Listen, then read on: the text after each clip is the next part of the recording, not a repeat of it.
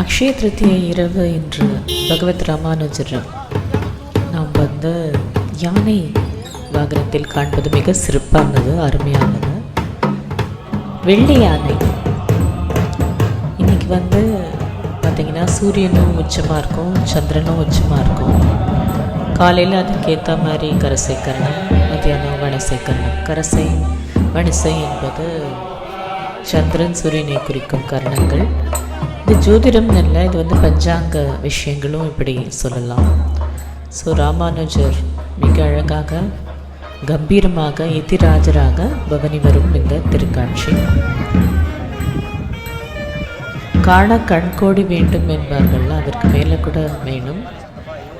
எம்பெருமானார் இல்லையில் நம் வைணவம் இல்லை. இன்னைக்கு அவர் ஸ்தாபித்த பல விஷயங்கள் இன்னைக்கும் கோவிலில் ஃபாலோ பண்ணுற எல்லா விஷயமும் அவர் அன்று நமக்கு கொடுத்தது தான்.